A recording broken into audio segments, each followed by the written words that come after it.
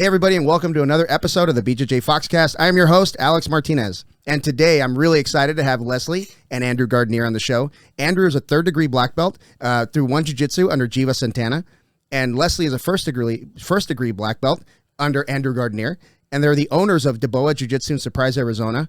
And welcome to the show, guys. Hey, thanks for having us. Yeah, this is great. We're waiting on one more. Leslie and Aimee were at the what do they call it? The Arizona Jiu-Jitsu Women's Retreat. Okay.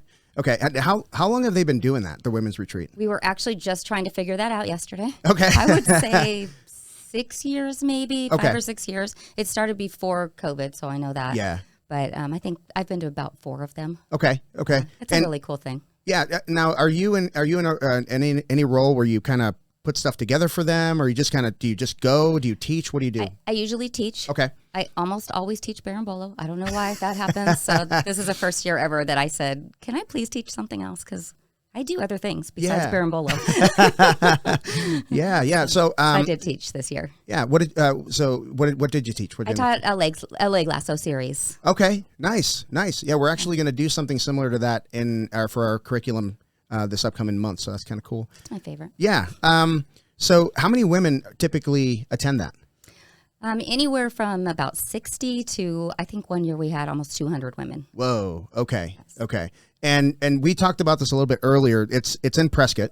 It is. And it's in one of the summer camps that they have out there. I didn't realize there were that many. You said there's at least 4 of them, or 5? At least, because this is the third one I've been to, third different place. Gotcha. Okay. So. Yeah. And how's it set up? Is it like a bunch of cabins and then a big like conference room or something like that? Yes, it's kind of like you're going to summer camp. We slept in bunk beds. Yeah. This is the first year we had communal bathrooms, so that was kind of That's interesting. fun. That's interesting. Yeah. And then they feed you. I mean, it's really for the price. It's a pretty good deal. You get 7 black belts. Okay. Seminars the whole time and open mat. It's all your food. Nice. So, yeah. Who sets that up? Do you know? Sarah Black. Gotcha. Mm-hmm. Okay. Yeah. Sarah was on the show. We talked about that a little bit, and she kind of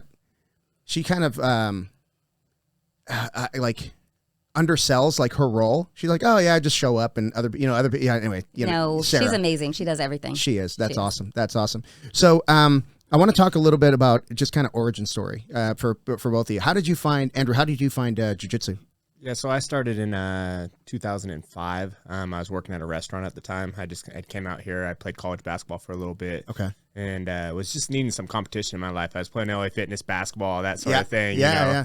And then one of my friends at the time, Ray Elby, he was a MMA fighter, and he'd come up and he was working at Red Lobster with me. So he'd punch me in the kidneys constantly and tell me, hey, you got to get in the gym. So I was like, okay, I'm pretty tough. I've had some street fights. I can handle my own. Yeah. And I went in there, and it wasn't like a massaging experience like it is now, where you have a basics class. Right. And they kind of, it was like, here's some MMA gloves. Put those bad boys on, and I left with 2 black eyes and definitely a hindered ego a little bit. Yeah. And I was like, man, I got to do this. I got to figure this out. Yeah. So I started off mainly wanting to do Muay Thai because I didn't know that I wanted to do Jiu-Jitsu. I didn't even barely know what it was. Yeah. So it's more appealing, right? Yeah, Doing the for Muay Thai, sure. hitting pads, stuff like that. Everyone thinks that that's the cool, tough thing to do, Yeah, right? So yeah. I was a 21-year-old kid. I wanted to be cool and tough,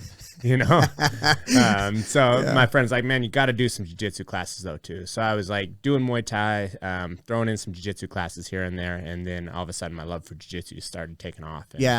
And, so I trained there. It was called Arizona Center of Mixed Martial Arts under the late Mark C. He passed away 10 years ago, something like that. Okay. But I trained there until I was a purple belt, and then I went and checked out CGMMA out in, I think it was Surprise at the time. Now they're in Peoria. Okay. And there wasn't a whole lot in the West Valley as far as jiu-jitsu goes. So it was like the lab and a couple other little spots at the time. There wasn't many black belts around. So they had rotating black belts out from Brazil. So I was really fortunate to be able to go out there and get some of those experiences.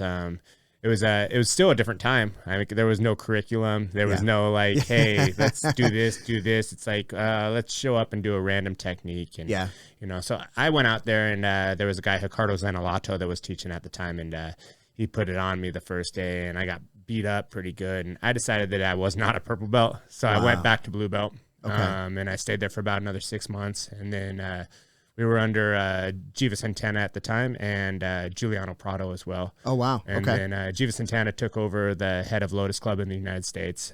So I got my black belt through Lotus Club in the United States. And then after we opened the gym in 2015, he started his own affiliation of the One Jiu-Jitsu, and we kind of had to make the decision if we were going to stay under the Lotus Club flag or if we wanted to go and stay with my professor, Giva Santana. Yeah. And it wasn't really too hard of a decision for us because Giva's a stand-up guy and just is somebody that you always are proud to call your black belt.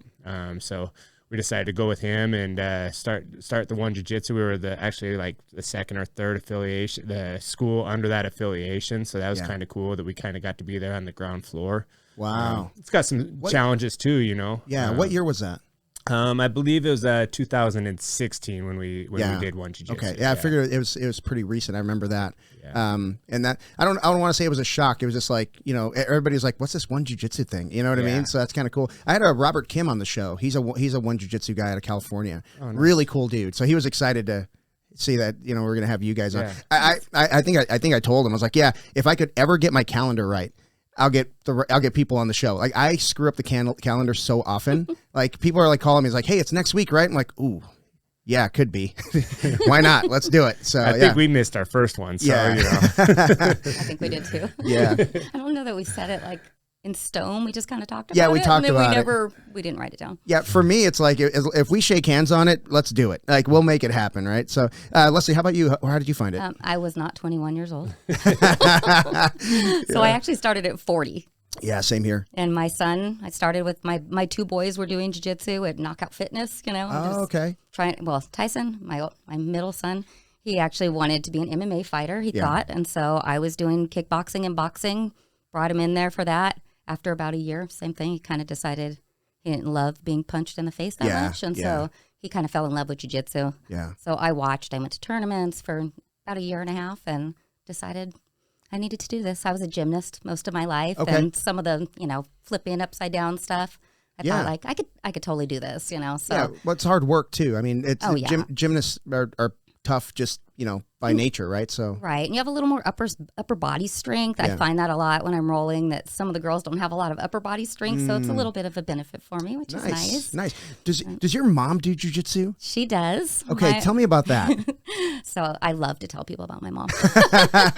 She's 75. Yeah. She's a blue belt. She's actually got 4 stripes at this point. Wow. She's been training for 6 or 7 years since we opened the gym. Wow. I brought her in. I wanted her just to learn some self-defense because she's old, you know. Yeah.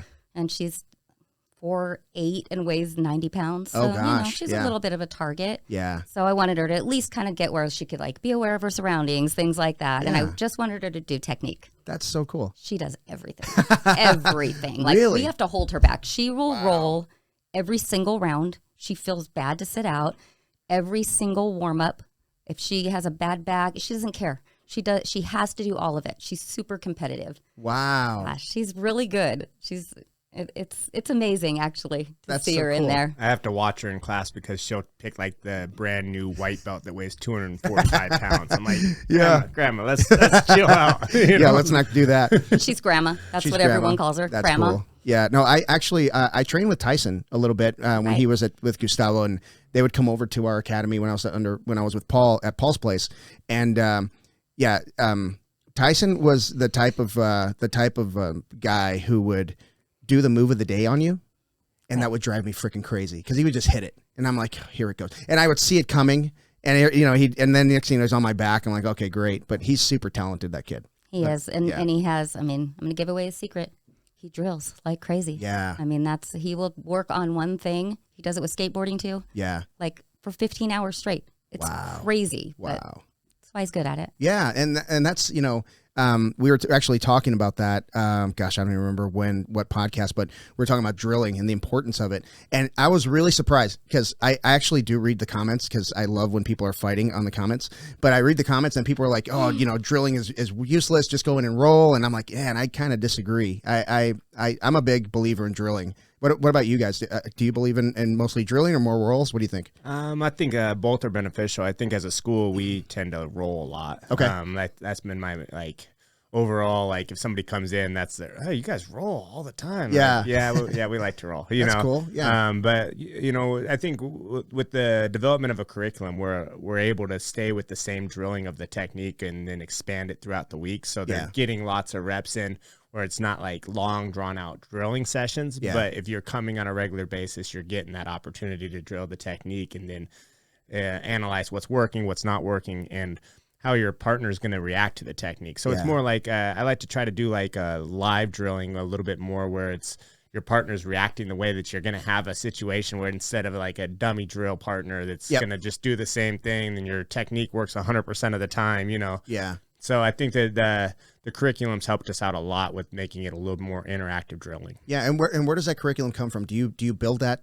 throughout the year, or is that something that you have a set in stone kind of curriculum that you follow? Yeah, I had this crazy idea that I was going to come up with a curriculum and write it all out, and and then I realized that was impossible. Yeah, so my curriculum, I typically am about 6 weeks out. Okay. But every tournament is an opportunity. Every class is an opportunity for me to see like where our weaknesses are, and okay, we're getting pretty good at this area. How can we beat that area to make us better at that area? You know, so I typically take my Sundays and I set up my curriculum for that week, and then think about a little bit more of a long-term plan, even though it's, I'm not stuck to that plan. Yeah. So if I feel like we need another week at Spider Guard, we're going to play another week at Spider Guard. Oh, nice. That sort of thing. No, that's great. And do you follow up? Because I'm just curious, because we do something very similar. We kind of we go 2 weeks of it's usually a month of a concept, and then we'll do 2 weeks of defense and 2 weeks of attacks. We kind of break it up that way. But do you find like let's just say you're at a tournament, and you have your curriculum kind of in your head, what you want to work on, but then you notice something very fundamental isn't going right. Something simple, right? Something that I hate to say it, students should know, damn it. Yeah, for sure. Do you incorporate that into the next curriculum, or do you wait, or do you add that? Because sometimes I'll add it into like the warm up. You know what I mean? How do you approach that? I do both. We've tend to do half guard a lot after tournaments, just because of our underhooks suck. Yeah. Like what happened? Calling you out, everybody. Right? Calling everybody out. I feel like that's for whatever reason. Like we work on underhooks all the time, like everyone else does in jiu-jitsu. But in a tournament situation, it's always like, man, we lost 4 matches because we didn't have underhooks. What happened here? So I think half guard's a good spot for us to at least look at the underhooks, even though it's going to go the wayside. But so I'm not afraid to change up the curriculum if I can implement it a little bit at a time, or say, okay, we were gonna go to this position, but let me in 2 weeks from now, I think I could put in our weakness from the tournament, and then I'll adapt the curriculum that way. Nice. So I want to kind of take one little half step back, because I want to find out what possessed you to open an academy. Because I opened one, and I'm still trying to answer that question. Now, I love it. Don't get me wrong, but it's a lot of work, man. I can't believe how much work it is. So tell me about your progression, both of you. As like, I'm sure you started as coaches at somebody's academy, and then you kind of got that passion for coaching, and then it kind of progressed. And so tell me about how you started. How did you start coaching? I started at kids with the kids. I actually started with a fundamentals class. Okay. And it was Professor Walsh, who's with us, Will Walsh. Yeah. Him and I were asked to do it. We were blue belts. I had never taught anything in my whole life, and I was super nervous.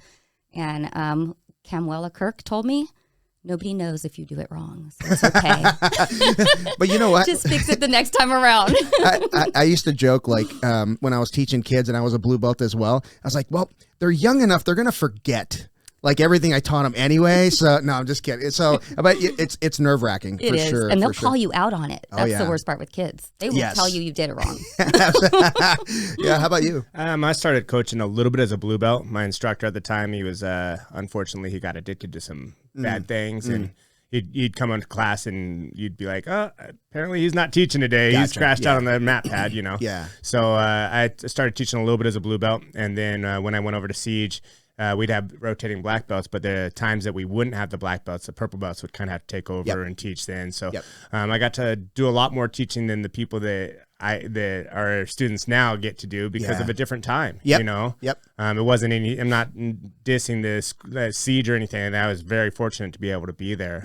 But there just wasn't that many black belts around. So I was forced into a teaching role a little bit prior than what I should have been. And it was working it out, and Then as a brown belt, I got to go over to Thailand and teach at Tiger Muay Thai. Oh, wow. And so that was like my first like official teaching job that I got to like take as my own program. It was a little different because that's a vacation camp. So I kind of got to show all highlight level material. It wasn't like I needed to show like fundamentals as much. Yeah. So that was kind of cool. It was an opportunity just to kind of explore and get to write down like, oh, this class was really good. This class was terrible, you know, like and kind of work through some of the kinks of teaching. And then, you know, we were at Siege and I got my black belt through there. And I think it just felt like a natural progression. If you want to have a school ran the way that you want to run it, I think like sometimes the best way to do that is to open up your own school. Yeah. You know?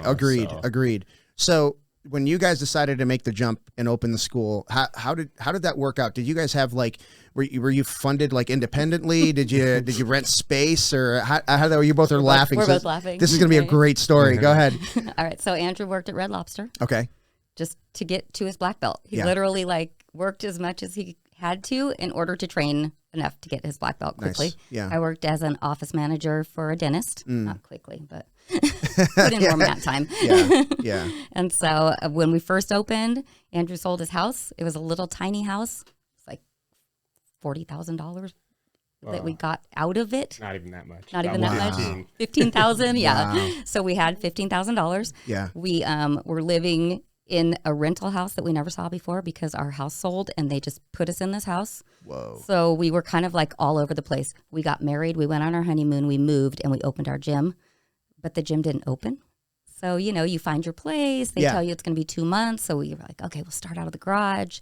We went like 6 or 7 months. We didn't charge anyone because we were going to open the school anytime. Mm-hmm. So it became where that was Andrew's job at that point, but it didn't pay. Yeah.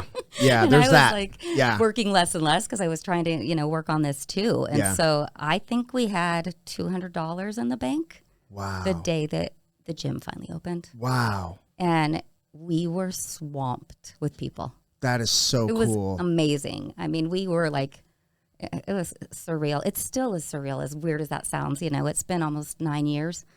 I drive by and I'm like, oh my gosh, that's our gym. Yeah. You know, it's so cool.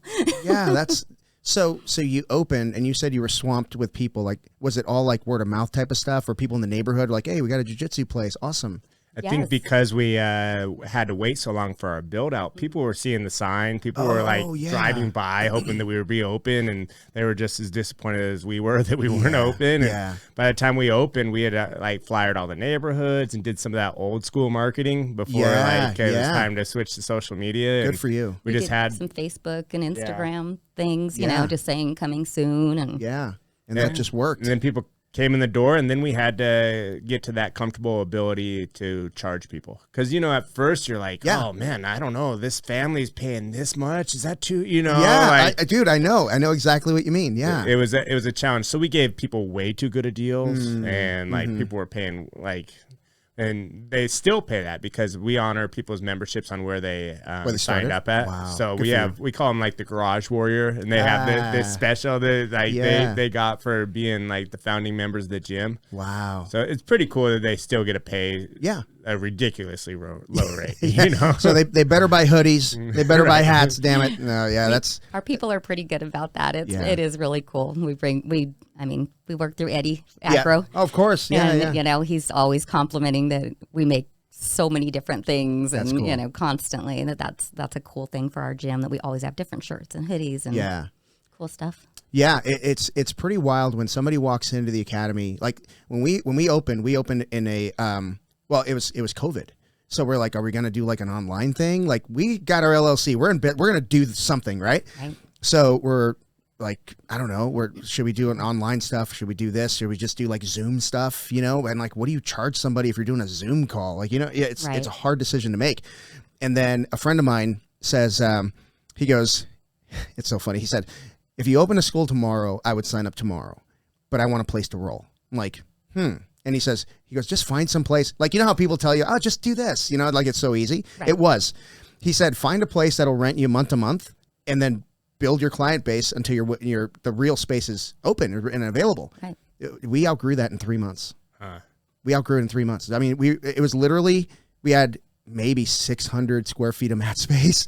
and it was like group A is on the wall, group B is doing the move. Yes, and then we did that. You did that? Yeah. Oh, in the garage, right? Well, not just that, but our first location. How big was it? It was 1,300 square Yeah. foot. Yeah. So, I mean, we outgrew it in a year and we're asking for an expansion. But people were like, do you regret that? And it's like, no, we had $200 left. Like, so it was reasonable for us to pay our bills starting off, and like we got to punch a hole in the wall and took over the suite next door. So we had like two suites going on, and then the suite that we're in now is a 3 suites, and we opened right before COVID, and then had to shut down. Oh my! Like a month after we opened. So it was like, whoa, that's tough. It was pretty scary. And so a month after you opened your doors, originally you had to shut down. No. The second suite. When we did our third suite. Third suite. Oh, shit. In the suite that we're in now. So we put all the money into it. We were feeling awesome about it. It looked great. It looked like a huge like upgrade from what we were at. And it was like,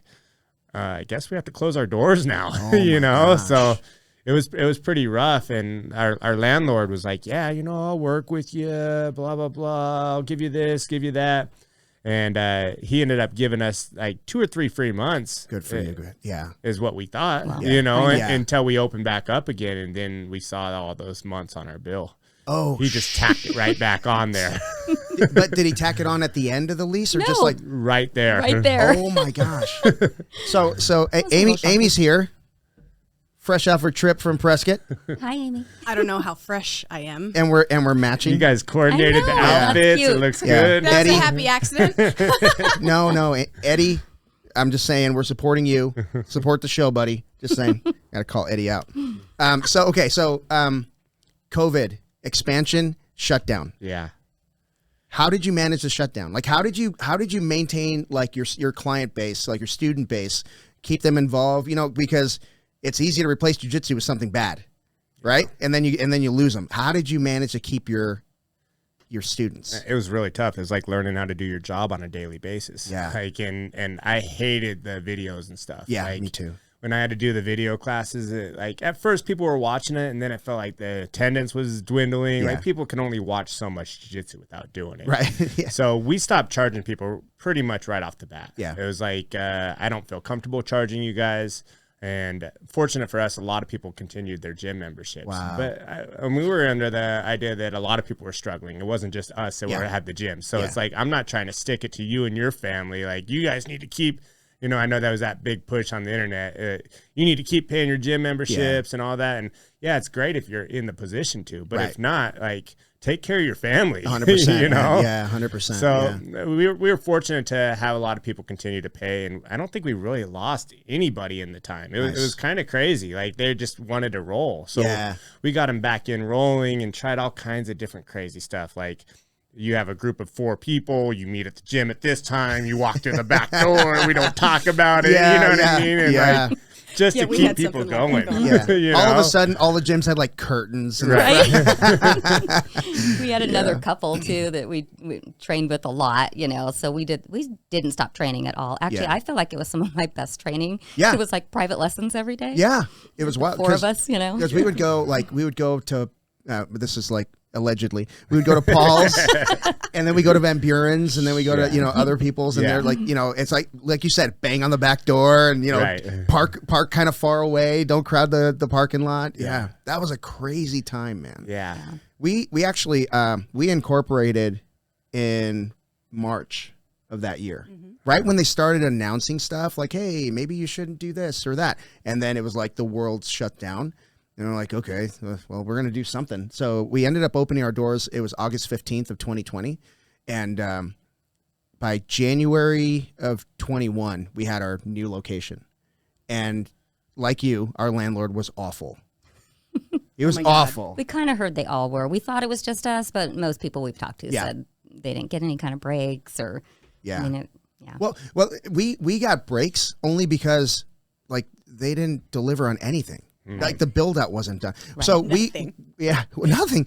We kind of got lucky because our spot was a ballet studio before. So it was 2 open floor plans, right? So, and one of them had a subfloor. So we put our mats down on it. So, it was nice. Yeah, it's really nice. Yeah, but there was a giant wall in between. So when you walk with in, mirrors, by the way. when you all the kids are running by, staring at themselves as they're running through. Yeah. You can see what your jiu-jitsu looks like. You're right. Yeah, I don't You don't want to? I don't need to see that.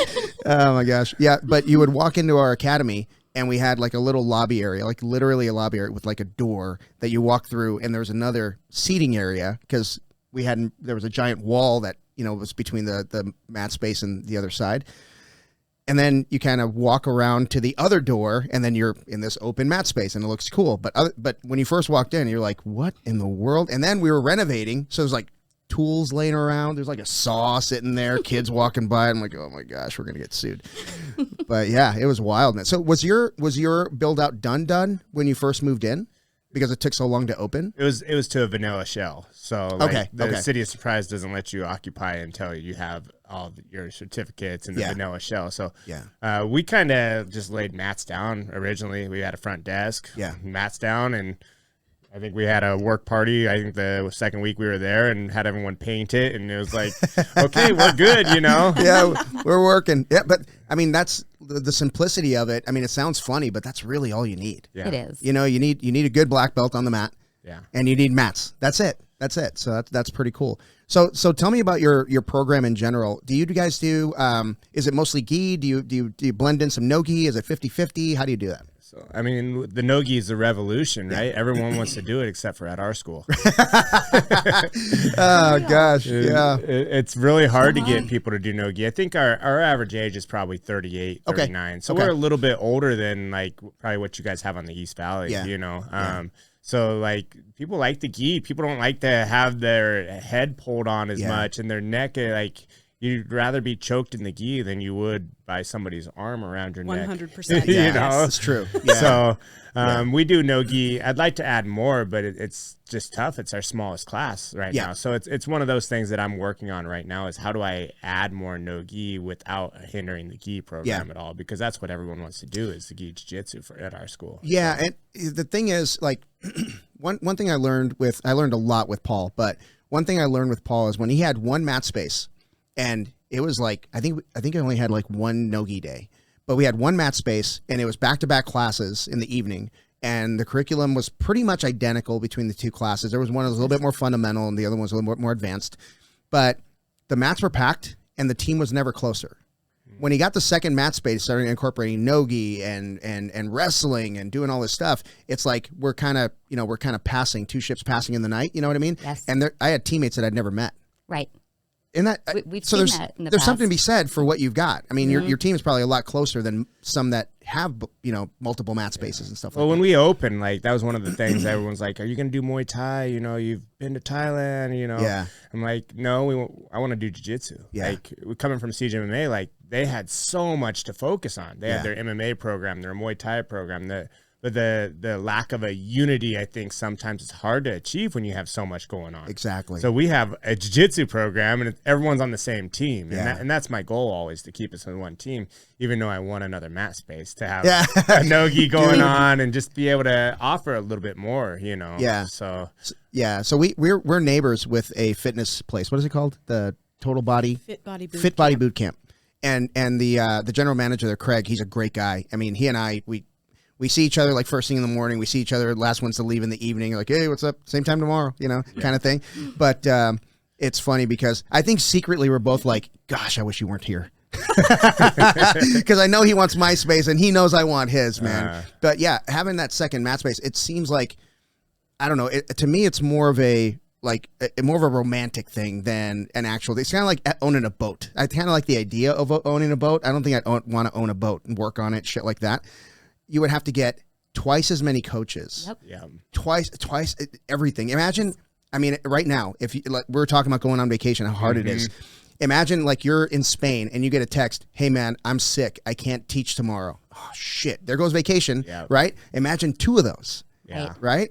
That would be insane. We do get asked a lot if we're going to open another location, and that's exactly one of our biggest thoughts is like, you have to run both of them. Yeah. Like even if you have other people running them, if it's yours and it has your brand, you want it to run Yes. like your other gym does. Yeah, and there's a standard, people like right? it for a reason, Yeah. and you want to keep that. So that's really hard. So we don't have any desire to, have a chain of DeBoas. Yeah.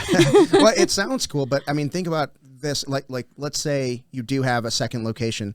What if that first location is funding the second location because it's not doing as well, because it's not ran as well? Gosh, that's a scary thought. Yes. Yeah. So, yeah, I don't know. Amy's back. Hi. Tell me about the trip. How was it? Oh, it was great. Of course, it was great. So for those of you that don't know, Aimee was at the women's Arizona retreat. Women's Brazilian Jiu-Jitsu retreat. Okay. Yes, I with called it the right Leslie. thing? Yeah. I wasn't sure if that was right. right. Okay. It checks all the boxes. It was awesome. Leslie was one of the instructors there. It was, and in fact, my girlfriends Kelsey and Andrea were talking on the way home, and yours was one of the favorite sessions we had. Yeah. Bam. And it wasn't even the bolo. No. Well, there was a little bit of inversion. There was a little, which a tiny bit. I was massively struggling with, and Andrea refused to allow it to beat her, and she nailed it, and it was awesome. And I'm like, if Andrea can do it, then I have hope that I can also do it. So I just have to persevere like she does. Yeah. And I let it defeat me this time. I'll get it next time. Like, I understand it. You got to show one like flashy thing in there, And that was really good. Like, she was demonstrating. I'm like, oh, that looks really jiu-jitsu. Yeah, yeah. Very cool. How many upper belts, brown belt and above, were there at the retreat? There were only 4, I believe, brown belts. Okay. I think so too, and I think there might have been 7 or 8 black belts. Wow. Okay. Yeah. Nice. Yeah. Nice. 3 or 4 of them were like just got it within the year, and then Sarah, Heather, myself. Yeah, it was really cool. It was good. It was good. Yeah. What is it about that retreat that makes it special? No dudes. No dudes. Sorry. Yeah. There's probably more snoring than you care to admit. There was no snoring. I think there's a Thank lot you of very snoring. much. Yeah. Yeah. Anyway. Okay. So the retreat is in Prescott. It's once a year, right? About this time. And it's grown, leaps and bounds, I guess, since the beginning. But you're not sure exactly when it started. I want to know, like, how much it's grown in the past 6 years. I said 6 years. Do you think that's accurate? I think that's pretty close to accurate. I know I think it had happened like 2 or 3 times before the pandy. Right. And then it's happened now 3 times since the pandy. Right. And it's slowly growing. I think the one right after was pretty small. I mean, a lot of people were afraid to go anywhere. This is only my second time attending. Yeah, it was cool. There was a lot of jiu-jitsu, and I'm like trying to. I filmed most of it, but not. I think I missed the Friday stuff. My phone was dead, I think.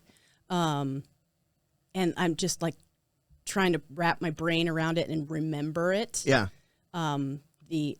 I didn't get here on time because we stayed for Heather's session this morning. Okay. That was super cool. And then one of the things that was really neat was the way what she was teaching was very similar to what you teach. And I was like, oh, I know this. I can remember this. That's cool. And I love refreshers like that. That's funny because I normally just make shit up as I go. She stole your Seems moves. to work out. Yeah, it seems to work out. Yeah, I got a training video. Just try this shit. I don't know. Yeah. So you guys show up on, it's a Friday evening, right? Yeah, it was like late afternoon. There was a session at 3:00 that we did not jump into because we got there at like 3:30. Okay. And what are the sessions like? You do an evening session. There's like a morning, noon, evening every day, or what? How does that work? Along those lines. And then there's some yoga too in the morning. The first time I went on this trip, they had like 6 black belts and they each taught 2 sessions. And it was like 2 hours, then another one in 2 hours, another one in 2 hours, and eating in between there. And I didn't understand that you didn't have to do all of them. So you were marathoning? Yeah, so I was like, I think I'm only going to stay 2 days the next time I go, and Sarah goes, you don't have to do all of them, Yeah. I'm like, I thought I was going to die by the end. Yeah. Well, this morning by the end of Heather's session, like, you stop to show a little bit more of the sequence that she was working on, and which I filmed all of that. And then, but you're standing, right, watching the technique go on, and then you got to move, and they're like, I don't know if I can. That floor is really far right now. Yeah, and Leslie was saying you guys were sleeping in is it bunks? Bunk beds. Bunk beds? Yeah. So you don't get much sleep. Yeah, can imagine. Yeah. It's pretty exhausting, but it's really, it is a cool experience. And yeah, it was really cool. offers a lot for the money. What are evenings like after the last session? What do you guys do? I went to sleep. Wow. All right. I'm lame. I went home Saturday night. Did you really? But I knew we had this today, so that was part of it. So I had kind of planned, like, I'm going to go ahead and, leave early. And, I mean, we'll probably talk about it, but we're going to Costa Rica in 3 days. So I kind of needed a day Awesome. Yeah. to prepare myself, Absolutely. back and things like that. Right on. That's a big commitment going up there. And so you went up there basically taught and then packed up and came back. Yes. Wow. Okay. Well, you did a couple seminars while you were up there. Oh yeah. I took everyone's, the whole time we were there, I took everything, all the classes. Okay. But then right after my session, we went home. Wow. Okay. Wow. Yeah. There was like a bonfire and they s'mores played and music stuff. And I said, I went to sleep. Is it it's kind a lot of jiu-jitsu. I think I did every time too, but we're not.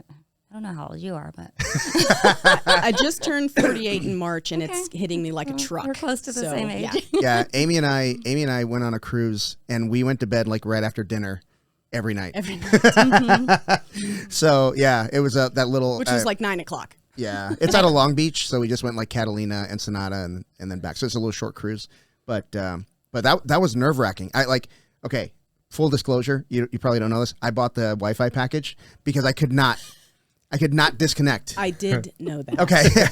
I could not disconnect. Like I had to, we got a lot going on. So it's one of those things, but, want to get back to, the training at your academy, curriculum, stuff like that. Let's talk about kids programs. You guys teach all of the classes, right? You too? Or do you have somebody else teaching? I would say we teach them, but we have a lot of help. Okay. Yeah, we teach almost all the classes now, except for the 6 a.m. I don't get up and do that one for the adults. I teach all the rest of the adult classes, except for the ladies class on Saturday. Okay. And then Leslie does the kids program now. Nice. When we first opened, I was doing the kids program and the adult program, and it's exhausting. It's been nice to let her to kind of focus on that because each program needs its own eyes and mind, and there's a lot to it. Yeah. And I don't know about you guys, but there's always a squeaky wheel, even with just jiu-jitsu. 100%. So it's like, hey, our 4 o'clock class is struggling with this. We got to do this, this, and this. And it's just a constant analysis of how everything's going and how we can tweak it to make it better. I think if you're not doing that, you're getting worse. Yeah, so. Agreed. Yeah. So, do you have, is it just one single kids class, and how young is the youngest and how old is the oldest? So we used to start at 3 years old, and we had a 3 to 5 year old program, which we called our Rumblers, and it was 2 days a week for just a half hour. That's what we do. Yeah. So it was tough, when we first opened. Tyson was still living by us. He wasn't living with us in the garage, and he was supposed to teach the kids class, and then he ended up moving and living in Mesa. And so I was like, close. Oh my gosh, who's gonna teach the kids class? Oh, that's how that works. It's me. Okay. Oh my gosh, we were, funny. We were both teaching. Andrew was teaching it. He has no kids, no little kids. Right. Yeah. So I was very surprised. He's actually really good at that. I don't think he wants to do that, but he's really good at it. Yeah. Really good. So then that we kind of traded off, and then we got some help. We had some coaches who had little kids that were in the class, so they ran that one for a while. But it's like, if you have it, a half hour of nonstop energy, because you have to keep them busy, move to this thing, that thing. So after COVID, we decided to grandfather in our kids that were already there that age, and we now start at 6. A lot of it was because they were sticking their fingers, in each other's noses and, putting their mouth on the other person's cheek and things like that, where we were like, okay, this program's not going to work yet. And it took us, we were going to bring it back later, but we've kind of just left it out, you know? So, but we had that 2 days a week for a half hour, and then we still had 5 kids classes, 5 Monday through Friday, right? Because we had 2 kids classes a day. We did. We had 2. Oh, snap. We had 2 kids classes and the rumbling class every day. Wow. Yeah. So our 4 o'clock was a kids class, and it was turned into just a drilling class at first for adults, and now it's one of our most popular adult classes, which is really weird. 4 o'clock in the afternoon. But we have a lot of Air Force firefighters. Oh, yeah. They have odd hours. Yeah. So, but I do, now our kids' classes, we do Monday, Wednesday, Friday for our younger, newer kids, and then Tuesday, Thursday, Friday for the more advanced kids. And okay. Then on Fridays, we have a kids competition class as well. Oh, nice. Yeah, okay. So that's really cool. That's a lot. So COVID was actually beneficial in that for us because it's too much to teach 2 kids classes a day. Like your energy wise and just like, that one of those classes is going to struggle with some kids that had too much sugar, too much sun, something, know. So being able to cut half of those down, and then like what we do now, which Leslie implemented this year, was we have a kids competition team that could come 5 days a week. And if not, you need to come 3 days a week. So it's kind of helped us like have the kids that are inspired to do jiu-jitsu and get better. And like they make the kids competition team, and then they're leaders in the class 5 days a week rather than having them come 3 days a week. And it's just kind of like a added benefit that isn't an added cost for them, know. So they pay the same as the people that come to 3, but they've earned that way into making that 5 days a week. So. Oh, that's great, man. That's great. Kind of helps with their behavior too, because one of the things to be in that class is you have to behave, Oh, if you want to be on that you don't have to compete.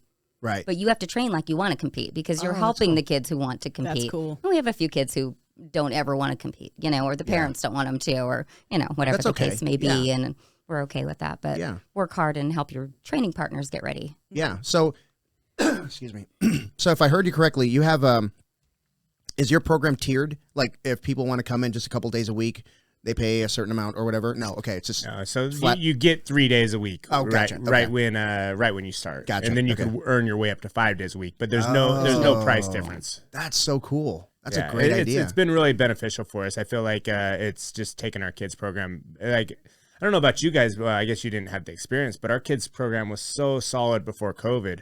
And then the 2 years off of like kids doing different things and not coming back. And we lost a lot of our leaders. They turned into teenagers that were 11 years old and yellow belts. And, and then they're teenagers and wanted to do something else because they had that time off of jiu-jitsu. So we were struggling, like, what's going on with our kids program? Why are we like the lack of leadership and all that, And then, having that competition classes really helped just like develop new leaders and get us back on track on where we wanted to be with it. So yeah, and I think that's important that you're teaching those kids so young that you have a class that's all about you, but then the other classes are all about them. Like I'll tell the bigger kids, like when you're training with the kids, like the hobbyist kids, your job is to lose. Just go in there and lose. Let them play, and teach them some stuff along the way. So I think that's really cool that you're doing that. I mean. One of my theories is that if they love coming to jiu-jitsu, that they're just going to get good at it. They're there all the time. So I'm going to say like make it fun, but we don't play games. Right. So we have days where we play games once in a while. Yeah. Because when we used to play them, the whole class was, oh, what game are we going to play today? Can we play a game? Can we do, so finally I was like, Friday? We're not playing game anymore. That's it. No more games. Yeah. So we will do a fun Friday, but I don't tell them. Yeah. It's like, okay, today we're going to do it now, That's cool. No leading up to it.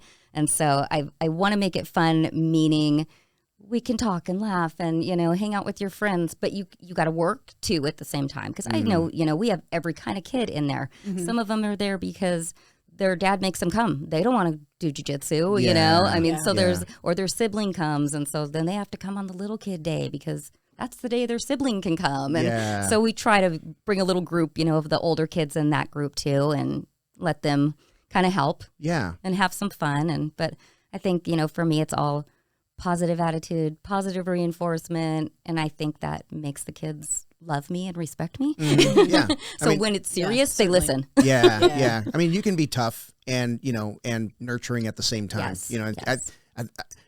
I have yet to meet a kid that doesn't respond to that.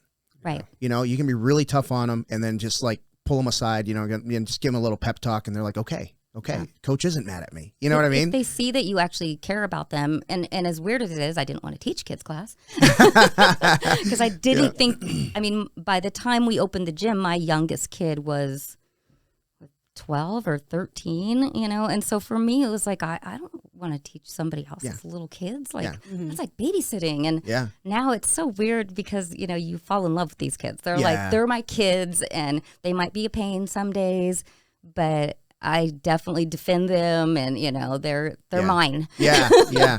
So, I always joke with Aimee, like, when kids are like a certain age, it's like I want to say like 4-ish, maybe 5-ish, somewhere around there. I tell him, he's like, okay, someone else has to be the adult because that kid will get anything they want from me. Like I will act tough. Yes. I will act tough, but they'll get anything they want. So yeah, someone has to be the adult. I usually try to cut that off at the pass. Like, no, don't. You go over there. You don't get to talk to Coach Alex. What do you need? Yeah. I get that a little bit too. I'll have a mom be like, you need to get on him for that. I'm like, oh no, he's just adorable and he can do anything he wants. Yes. That's the way it works. Be cute. Get what you want. Right. So, hey, let's talk a little bit about competition.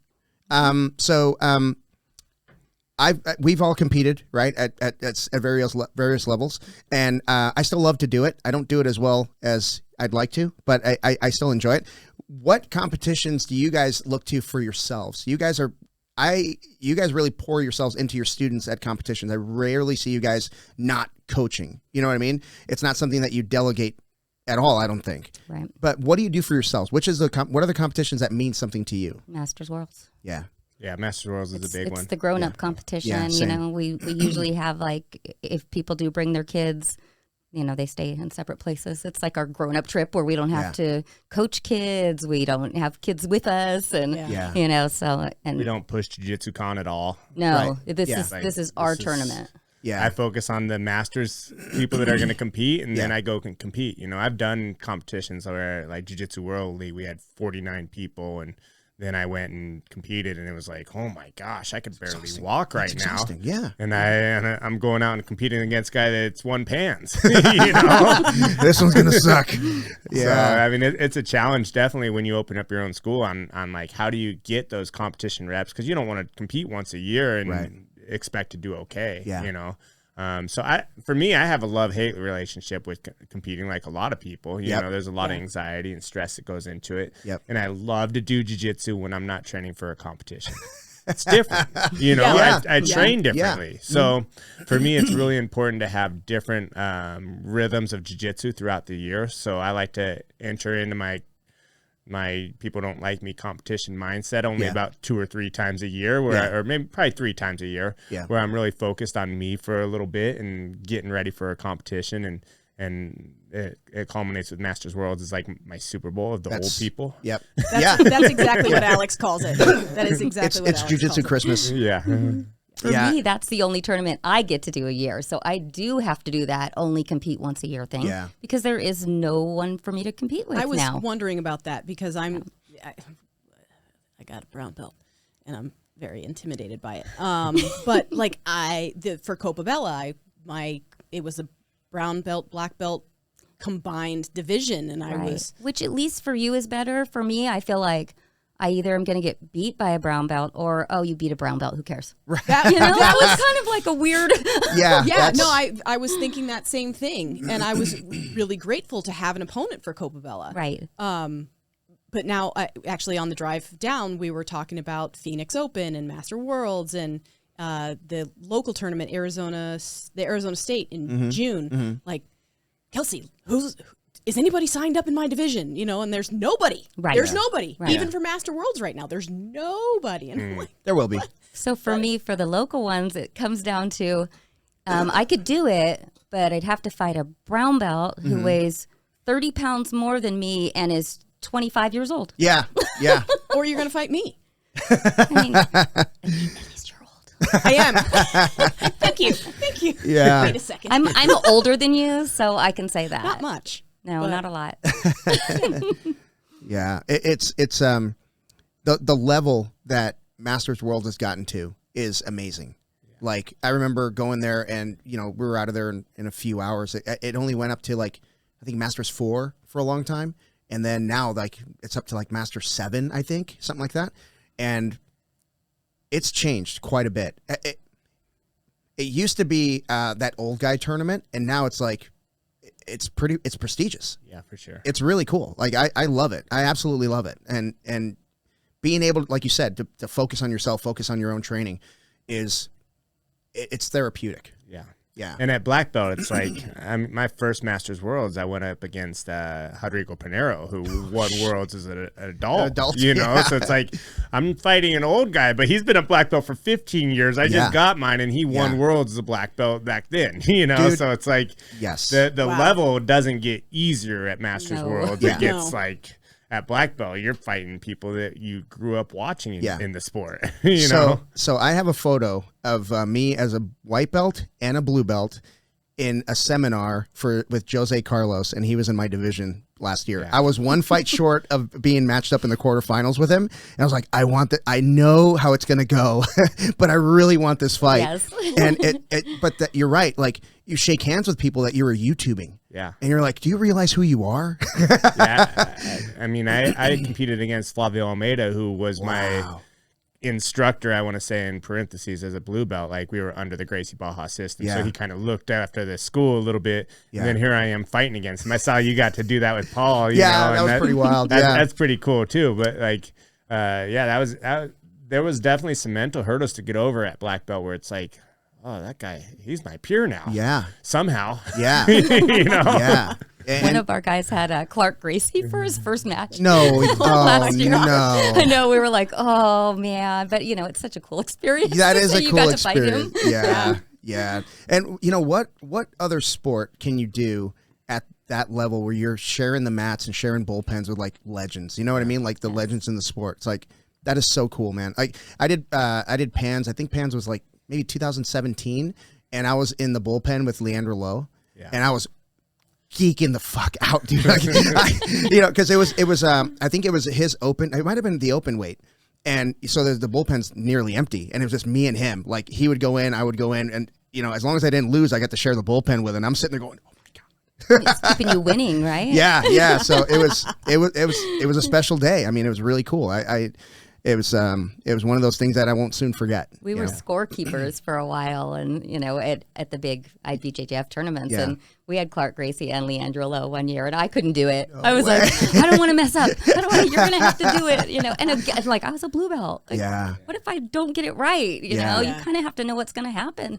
Yeah. If you've watched Adolfo Vieira and Buchecha fight in the finals, I was the scorekeeper on that one. Oh yeah. So I got like, oh man, that was the most front row seat. Intense button pushing I've ever done in my life. You're like psyching yourself. Okay, I'm not gonna mess this up. I was so nervous.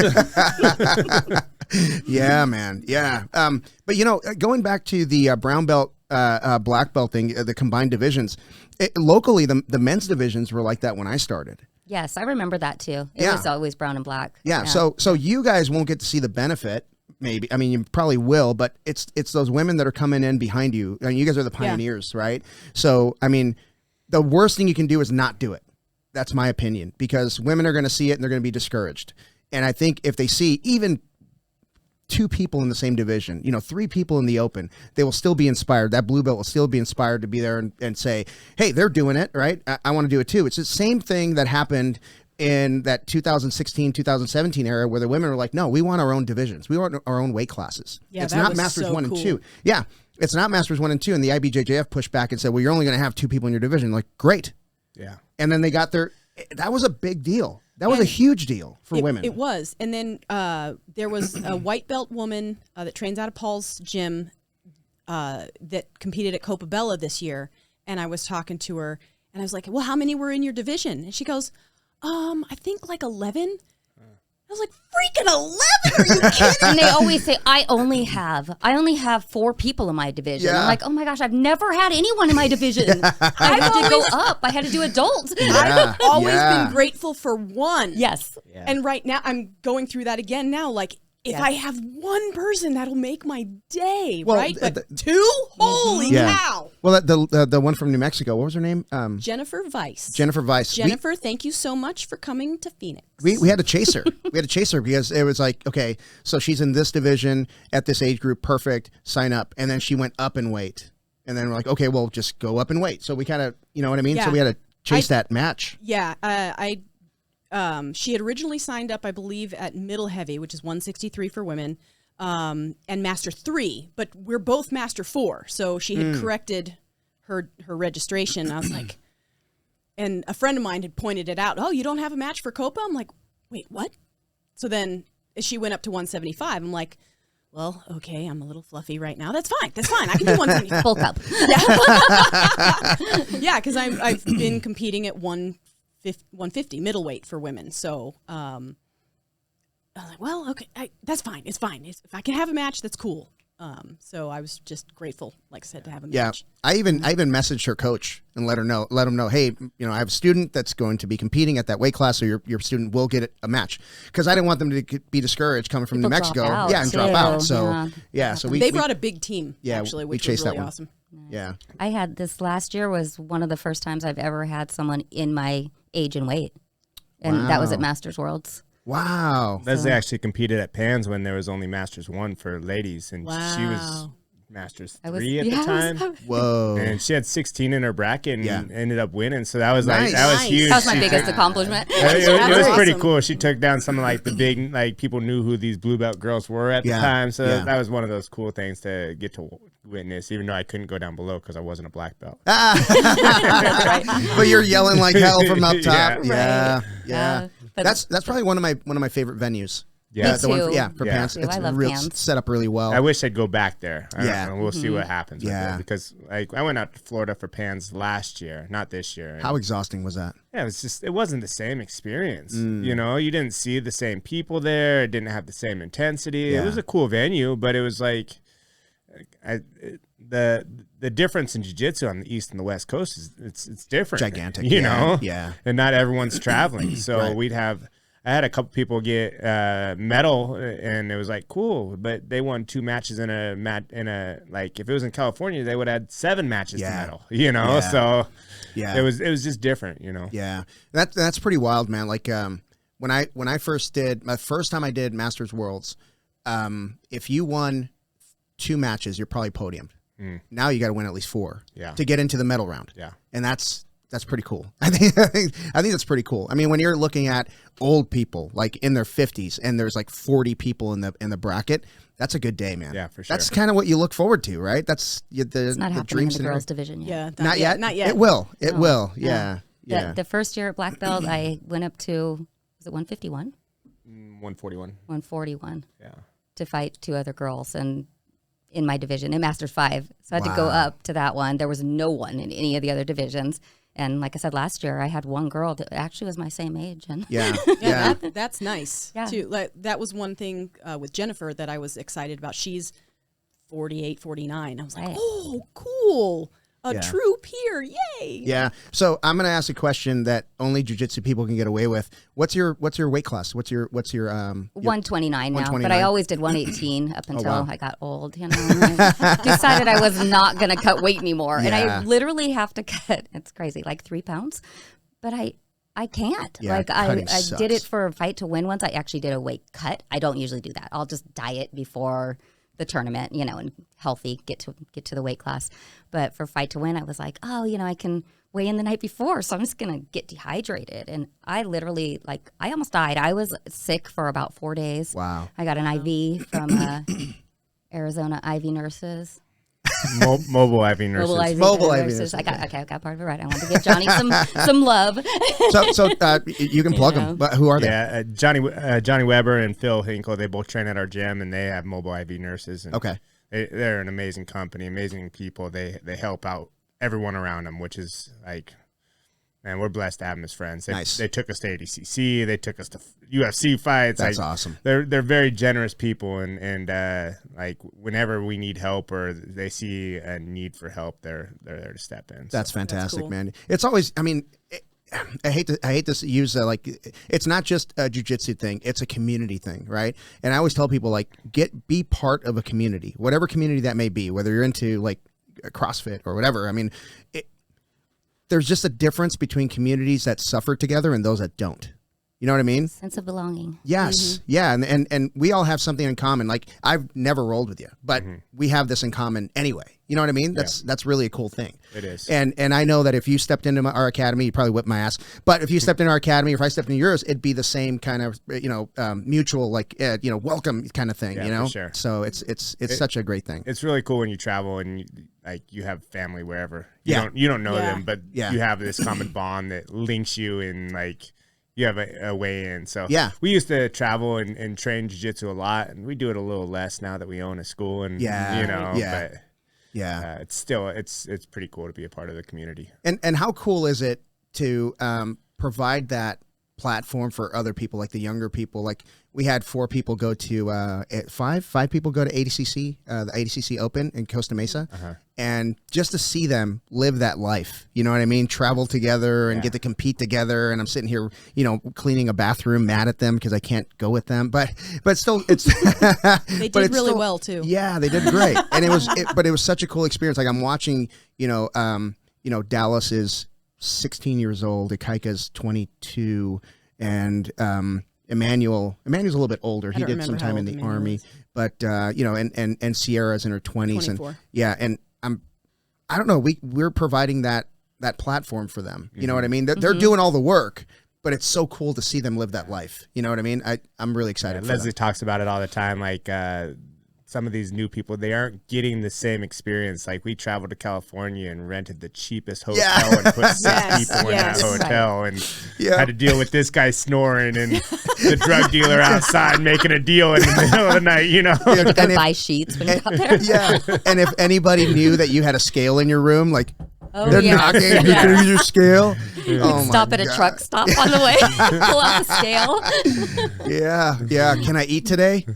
Nope, not eating today. Tyson and I were always cutting weight, and Andrew was always trying to put weight on, and we'd have to drive in the car with him. We'd have our scale and our, sharing like a raspberry while he's and eating whatever he wants. Down. Yeah. And then we're the older white belts, right? We're the older white belts waiting to go, and it's like 6 p.m. on a Sunday, right? And it's a 2-day tournament.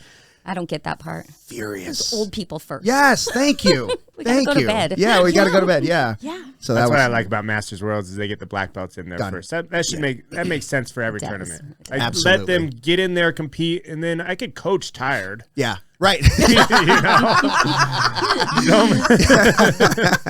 Yeah, man. Yeah. The last Phoenix Open, we went first. The black belts went first, so that was really cool. And I remember, I don't know what my brain was doing. Like I was just like in, I don't know, coach mode, I guess. But I'm walking around and I look, and that's Mat 6. That's my division. I look at my watch. I'm like, oh shit! Like literally had to go change, warm up on the way to the bullpen, weigh in, and then I went. That's like my brain didn't function because I'm so used to having to wait, and.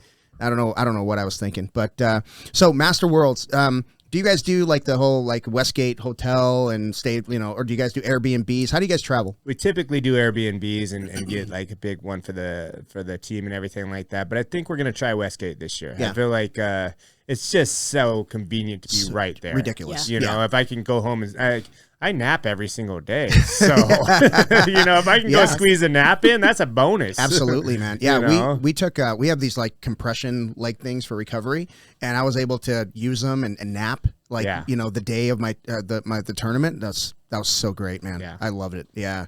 And then there's the little Tesla tunnel thing. That's pretty cool. I mean, takes you right to the venue. I mean, it takes you right to the whatever. I think they're going to be in the new one. I guess they just built a new hall. Oh, really? So I guess that's where they're going to be this year. So I'm curious. Like, once I get it figured out, they always move it on me. Yeah. But there's that when we were in the South Hall, there's some people that stayed at the hotel that's right across the street from there. So like parking and everything was like right there, and it was a shorter walk, I guess. But like you said, like the Westgate is just so freaking convenient. Like I can't even describe it. Like I don't know if the pool was open last time we were there, but we didn't even check out the pool. Yeah, we didn't go past year. We tried the time before November or whatever. Because it was in November, and then we were all butthurt that it wasn't open. Yeah, but I was butthurt. But the fitness center, like you can cut weight there. Like the fitness center's good, and so it's really convenient. I don't know if I'm putting a plug for Westgate, but whatever. Totally. But yeah, so you said you get an Airbnb, and typically like you get a big one for the team. Yeah, we try to do that. It's fun for the team building and everything like that. But sure, we want to try Westgate. We could all hang out together still, and retire to our separate rooms, kind of how we do anyways. So we're gonna check it out this year. That's good. I miss the old Vegas Open venue. Yeah, that's Sports Center or whatever it was. Yeah, I miss that one. That was a good venue. That's when we first started jiu-jitsu. That's where the Vegas Open was twice a year. Yeah, and you did Worlds when I was a white belt and I did the Vegas Open, I think. Yeah. One year. We went there for the Vegas Open, but I think Masters Worlds was in California still. Yeah, Masters Worlds used to have that in California. Oh, okay. Maybe that was it. I don't know if I ever experienced Master Worlds in California. My memory is faulty at best. Yeah. So I get them so mixed up in my head because we were doing, well, at least I was doing like 10 to 12 tournaments a year. That's at blue belt and purple. Yeah. At 40, 42, no, that's and then he got stupid his black idea. belt. And I got my purple belt, and I was competing like crazy at purple, and he didn't hardly have a chance to. Yeah. Do you enjoy competing 12 times a year?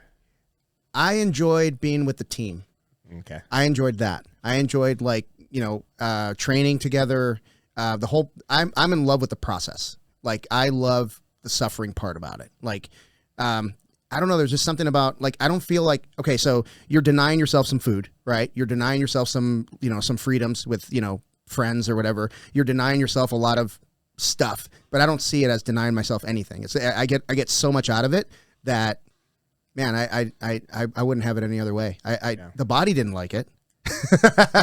Yeah, my body was beat up. But it doesn't. For me, I feel like I eat so much better, and I tell girls I don't believe in cutting 15 pounds or 20 pounds, but if you're 2 pounds over, cut to the next division. And they're like, oh, but I like to eat, and for me, I feel like my best times that I've done is when I did all of those things, suffered. Basically. Yeah. The diet and the suffering definitely adds to the mindset. Yes. Like the more we could put ourselves through in training that is going to challenge the brain.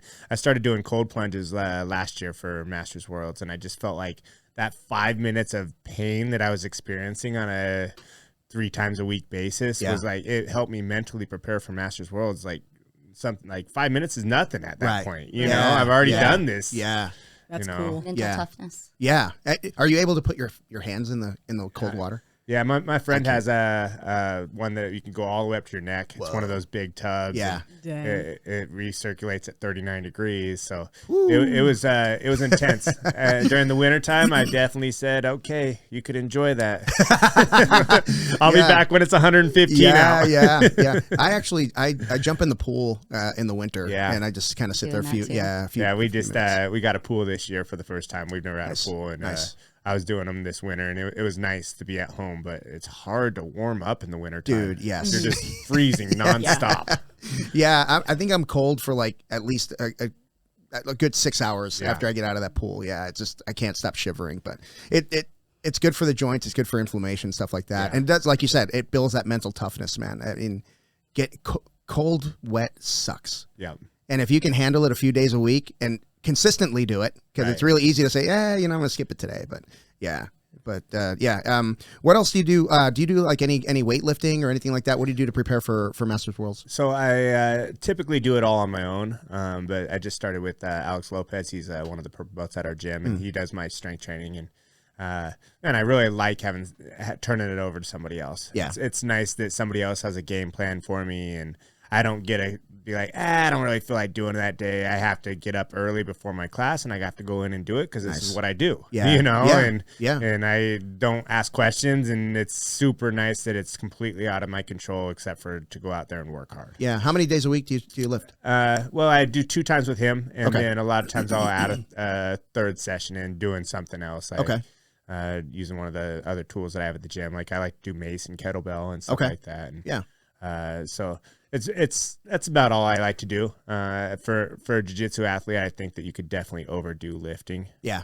Yeah, for sure. And I teach 3 times a day, so my body's pretty wrecked by Friday, Saturday anyway. So adding more than that just doesn't seem like it'd be productive. Yeah. Are you rolling during the week when you're teaching? Do you roll at all? I typically roll in the morning every day. Okay. That's kind of like my training, and I teach too in the morning, and then the nighttime is our bigger numbers. So I typically focus on the business, and I'll train sometimes in the evening. And some of those guys are like, "Oh, you never train?" I'm like, "Well, I train every day. I don't train with you guys all the time, but it's kind of impossible to train 3 times a day anymore." Yeah. So not impossible. It's hard, dude. Difficult. It's so hard, man. Yeah. So if I do that, it's really hard to get up and teach the next morning. Yeah. And you have to get warmed up 3 times a day, whether you're rolling or not. Yeah. So it's hard to get warmed up after you just cooled down an hour ago. You know? Yeah. Have you ever done, I'm sure you've done this, but there were times when like, I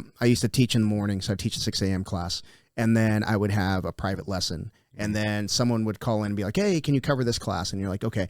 And next thing you know, you're finishing up your day and you're like, I just taught 4 different curriculums today.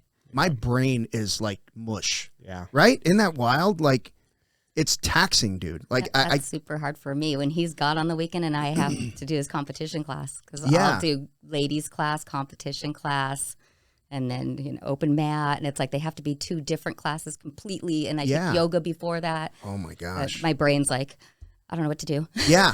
I just collapse at the end of the day. It's challenging. Yeah. I actually stopped. I don't teach many private lessons anymore. I taught private lessons for years. I'm sure. And now it's like, I want to have my energy for the classes. Yeah.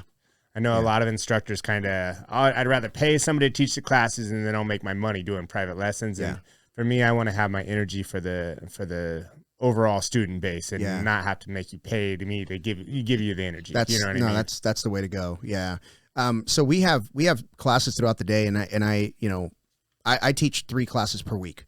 So, and for most of the time it's like, you know, coordinating the coaches, stuff like that, and coming up with like curriculum ideas and stuff like that. But I find myself being like that like little stopgap, right? So somebody calls in, all right, I'll take the class, you know, stuff like that. So it feels like, and this comes back to being able to detach and to leave. I'm always worried, like, well, I'm always the person that takes the class when somebody calls in. So who can be on standby? And these guys all have lives. You know what I mean? They're professionals. They have jobs. Do you have like a system that you follow? Do you have like a go-to person that you can call like short notice so that you could give them a little shout out today? Because those are important, man. Or are you guys the go-to people? I'm kind of the go-to.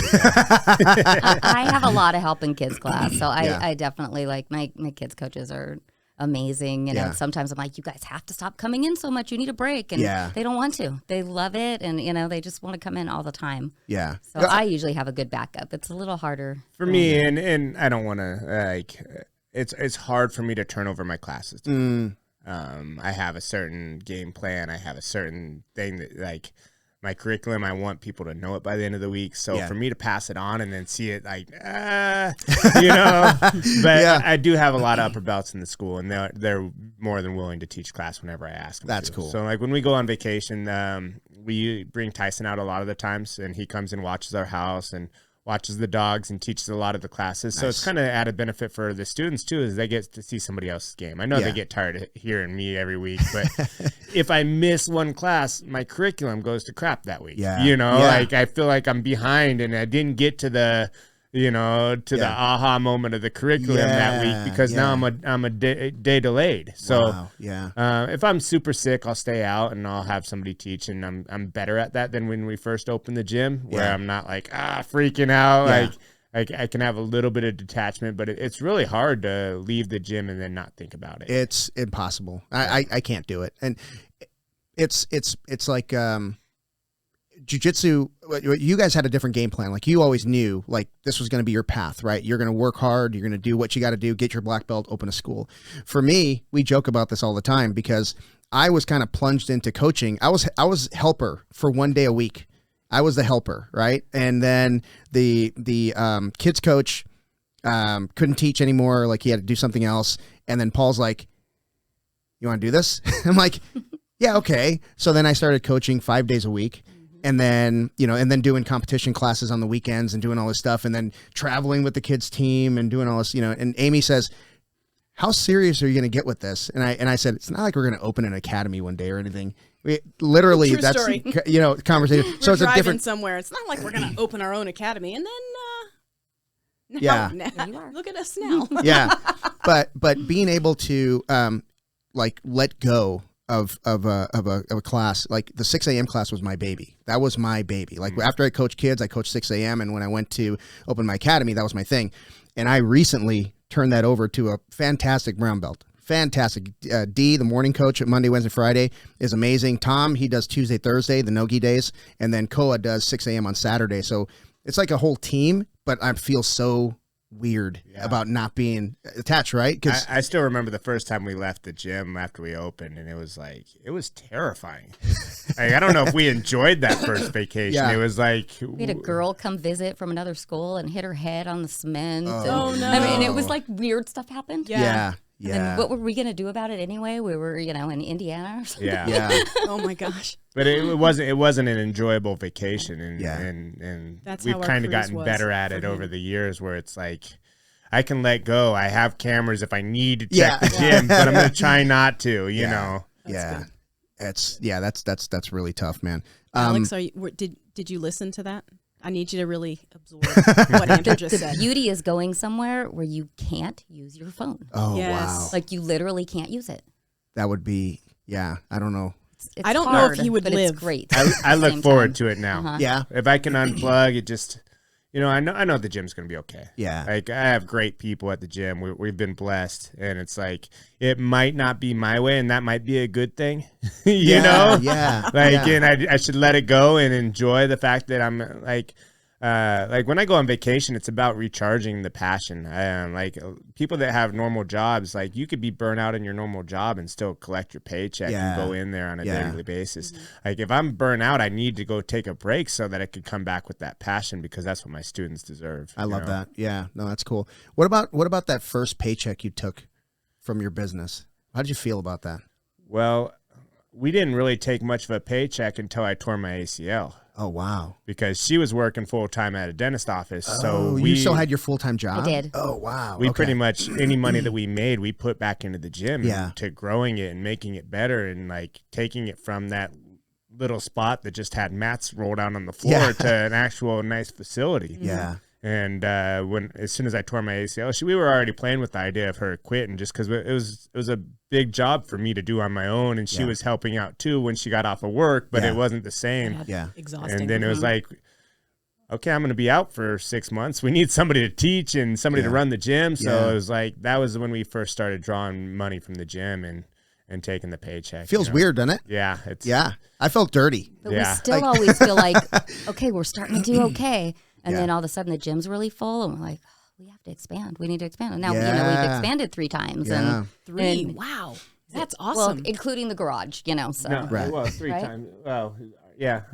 From the garage to the facility to, the second facility to the third facility, That's really cool. But it's so as soon as you start feeling like you're doing good, then you got to put all that money back into. Right. Yeah, because you get more mats. the next place, Yes. We expanded our mat space. We added how much? Like maybe 500 square feet, maybe 600 square feet. Not a whole lot. Yeah, I think that's about right. Yeah, about right. But that wasn't the big deal. Like we bought the mats, and mats are what they are, right? And Zebra is fantastic to work with. I don't know who you guys go with, but they were good to us. Anyway, we ordered the mats, and then we had a subfloor, so we have to match the subfloor. Well, that's when lumber was ridiculous. Remember that? Yeah. When the house was being built and it had to stop. We remember. Oh, it cost as much for the subfloor as it did for the mats. Yeah, I told the students, like, man, you guys are lucky we put the subfloor in January, because if it was May of 2020, you guys wouldn't be getting a subfloor. Yeah, man. Oh my gosh. Yeah, that one hurt. That one hurt because it was we had to match it, and the ballet studio subfloor, like that was super high quality wood. Really nice. Yeah, really nice. And and then so we had to double it up, and do all that, and man, that was rough, but don't regret it. I don't regret it at all. Yeah, it's nice. Yeah, and I joke that if I had it my way, we'd be wall to wall mats. I wouldn't even have bathrooms, just porta johns in the back. I'd have mats wall to wall, but that's gross. Yeah, that is kind of gross. But we have a neighbor. He does is it farmers insurance? I believe so. Yeah, so it's farmers insurance, and it's like, I want that space, and I think he's just being selfish, right? Okay, so let me ask you: if you're going to buy insurance, are you going to like look on your phone for a farmer's place and walk in? No, you go on your phone, you go into the internet, you buy insurance. Scott's being selfish. We secretly wish places would go out of business sometimes too, so don't feel bad. So what? I feel really bad when it's a church. Yeah, well, we always say, like, man, we hope that they outgrow their church and have to go find it. And we can take it. Yeah, we actually have our first location was that little strip place. And, it was like finite because we had neighbors on both sides and then neighbors beyond that. We were there not too long ago. They're all gone. They're all gone. All gone. And we could probably have like 6,000 square feet of mat space. The grocery store space is still available. I'm just saying. I don't know if I could fill up a Safeway, but that would be nice. That would be nice. Challenge accepted. Yeah. Well, it's huge. Well, listen, guys. Thank you guys for being on. Let everybody know where they can find you, social media wise, stuff like that. Okay, I'm Leslie Gardineer on Instagram. Okay. And Leslie Gardineer on Facebook. I was trying to remember if it was dot because I just changed it. Gotcha. Because I've been just a girl BJJ for like a million years. Yeah. So I do have a website. I'm not gonna lie, I do not blog anymore. I just don't have time. Gotcha. Yeah. But I do have a blog on there that's got some cool stuff, especially for people first starting. A lot of things, I wrote before Brown Belt. Yeah. So it's a lot of good things, good information for parents and things like that. Oh, good. Yeah. What's the website? Just a Girl BJJ. Gotcha. Okay. How about the other social media, school, anything? Just Facebook and DeBoa BJJ for Facebook and at Instagram. DeBoa BJJ, yeah. Yeah, okay. And DeBoaBJJ.com is our website. What's the address for your location? 14763 West Cactus Road. Okay. Surprise. So drive west and bring your passport. That's it. Live in California. And I have social media, but I don't do anything on it. Okay. Very rarely do I post anything. If I didn't have a gym, I probably wouldn't have social media. I get it. You're a smart man. Yeah. All right, everybody. So if you love the podcast, please like and subscribe. Please follow us on Instagram. Don't look at the website. It sucks. But we're on also all the socials at the BJJ Foxcast. And thank you guys so much for doing this. Thank I really appreciate it. us. Yes. Thank you.